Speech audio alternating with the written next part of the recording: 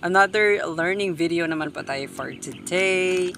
So actually guys, meron ako dito mga list ng mga words iba yung pag-pronounce English. I work as a call center agent sa Davao City. So kailangan maganda yung pag-pronounce. It's really challenging. Yung accent mo dapat American accent. So dapat mag-a-adjust ka, 'di ba? Kasi nakakausap mo yung mga mga mga foreigner, and especially yung mga 65 years old and above. So member ng isang insurance company. Marami din akong lapses sa grammar. And yung boses ko parang boses babae. Sabi ng coach namin, so hindi na mahalaga yun. Hindi na mahalaga na kung babae ba yung boses mo or hindi. So, at least magandang pakinggan yung boses. That's it.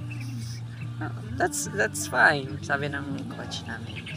So, ayan guys, wag nating sabihin OA guys, kasi yan yung pag-pronounce natin, ay nila. Kasi kung tayo din naman, di ba, because that is their language, di ba? Tayo din naman, di ba, sa wika natin, kapag iba yung pag-pronounce, sabihin natin, iba yung pag-pronounce ng ganito, ganyan. Pero meron din yung natutuwa tayo. Here the list, no, ng mga words in English na iba yung pag-pronounce. So, number 1 is internet. So, in American, they pronounce this word internet. Di ba? Parang sabihin mo ang OA, pero kailangan nating mag-adjust. Then next is computer.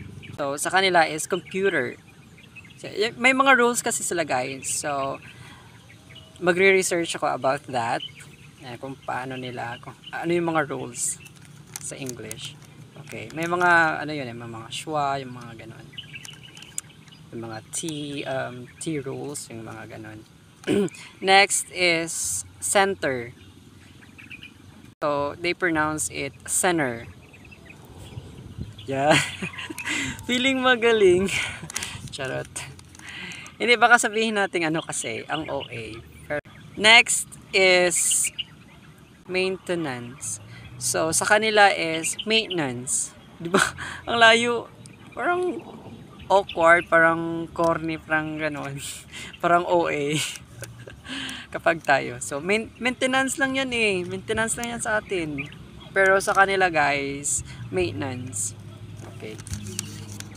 And lastly is yung curtain. Okay, curtain, yung mga cortina, yan. So sa kanila is curtain. Meron pa pala yung karaniwan natin ginagamit para sa mukha is yung cotton. Cotton yan sa atin. Yung sa kanila is cotton. Cotton. Paano daw yun? Diba, iba? Kasi ginagawa ko rin ito para sa sarili ko, and in order for me to improve my English communication skills. Kasi mahina din ako no? Mahina din ako sa grammar, pronunciation, intonation, ganon. Yeah, thank you so much for watching guys.